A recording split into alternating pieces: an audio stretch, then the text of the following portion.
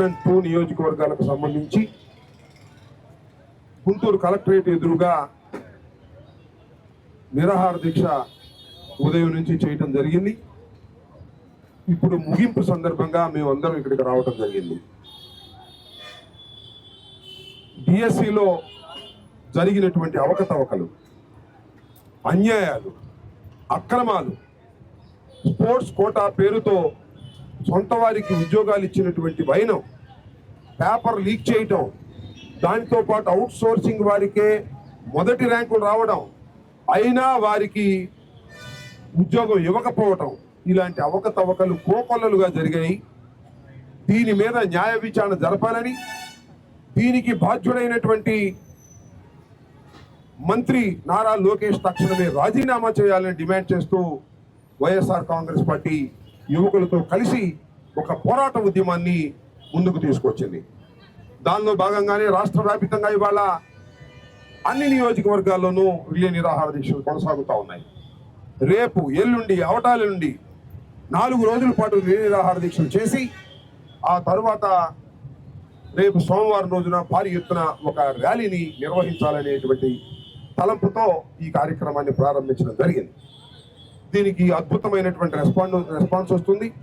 ఈ 5 రోజుల పాటు కూడా మేము అందరు యువకుల్ని కలుపుకొని పెద్ద ఎత్తున ఉద్యమాన్ని తీసుకొచ్చి ప్రభుత్వం మీద ఒత్తిడి చేసేటటువంటి కార్యక్రమం చేస్తాం. మీ అందరికీ తెలుసు, ధర్మేంద్ర ప్రధాన్ భారతదేశంలో నీట్ ఎగ్జామ్స్ పేపర్ లీక్ అయిందని పెద్ద ఎత్తున ఉద్యమం జరిగితే గత్యంతరం లేక రాజీనామా చేసి కేంద్ర మంత్రి దిగిపోవలసిన అనివార్యమైన పరిస్థితి వచ్చింది. అలాంటి పరిస్థితిని రాష్ట్రంలో ఏర్పరిచే విధంగా ఉద్యమ రూపంలో ప్రజాస్వామ్యయుతంగా చేయాలని వైఎస్ఆర్ కాంగ్రెస్ పార్టీ తలపెట్టింది. ఇది ఈ ఉద్యమంలో మొదటి అడుగు. 10 రోజులు మేము ఇచ్చినటువంటి కార్యక్రమంలో ఈ మొదటి అడుగు. కొన్ని చోట్ల గందరగోళాలు చేసేటటువంటి ప్రయత్నం చేస్తున్నారు. పోలీసు వారు కొన్ని చోట్ల టెంట్లు పీకేస్తున్నారు, కొన్ని చోట్ల మైకులు లాగేసుకుంటున్నారు, కొన్ని చోట్లయితే సాక్షాత్తు తెలుగుదేశం వాళ్ళు వచ్చి టెంట్ల మీద దాడి చేస్తున్నారు.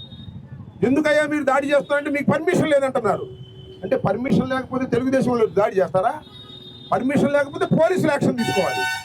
కానీ ఇలా దౌర్జన్యపూరితంగా చంద్రబాబు నాయుడు గారు ఎంకరేజ్ చేయటం వల్ల 1-2 చోట్ల దౌర్జన్యకరమైనటువంటి పరిస్థితులు ఏర్పడ్డాయి. ఇది ప్రజాస్వామ్యానికి మంచిది కాదు.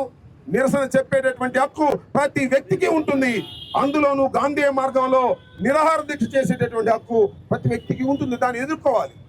కానీ ఎదుర్కోకుండా తోకముడిచేటటువంటి కార్యక్రమాలు, దౌర్జన్యపూరితమైన కార్యక్రమాలు, పోలీస్ యంత్రాంగాన్ని అడ్డం పెట్టుకొని మా మీద దౌర్జన్యాలు చేసేటటువంటి కార్యక్రమాలు రాష్ట్రంలో పెచ్చు పెరిగిపోతున్నాయి. దీనికి ప్రజాస్వామ్యయుతంగా సమాధానం చెప్పే రోజు త్వరలోనే వస్తుందని కూడా ఈ సందర్భంగా మనవి చేస్తూ, ఈరోజు 1వ నియోజకవర్గం నుంచి విద్యార్థి విభాగానికి సంబంధించిన సుబాని గారి నాయకత్వంలో యూత్ కూర్చున్నారు. అలాగే విద్యార్థి విభాగానికి భాను నాయకత్వంలో 2వ నియోజకవర్గం నుంచి కూర్చున్నారు. రేపు 1వ నియోజకవర్గం నుంచి మహిళలు, 2వ నియోజకవర్గం నుంచి యువకులు రేపు నిరాహార దీక్షలో కూర్చుంటారు. ఎల్లుండి, అవటాల నుండి 4 రోజుల పాటు ఈ నిరాహార దీక్ష కొనసాగుతుంది. ప్రజలు, యువకులు ఈ నిరాహార దీక్షను అభినందించాలని, జరిగిన అన్యాయాన్ని ఎదుర్కొనే విధంగా మాకు శక్తినివ్వాలని కూడా ఈ సందర్భంగా నేను కోరుకుంటున్నాను. ధన్యవాదాలు. కాదు నాకు తెలియదు, వీటి మాత్రం ఖాయం. పోయిన విశ్వాసాన్ని పొందటం కోసం దాడి చేశాడు.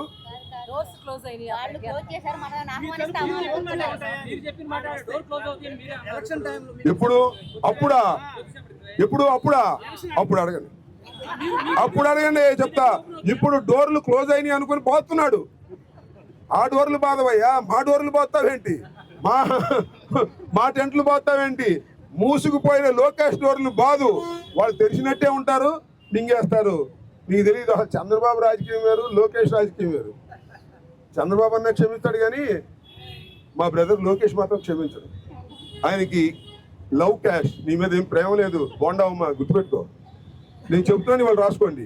నువ్వు అంటున్నావు కదా కత్తిరిస్తే మీ డోర్లు తెరుస్తారా? ఎప్పుడు? అప్పుడు కదా, అప్పుడు అడుగు, నేను చెప్తా. Okay, right, thank you.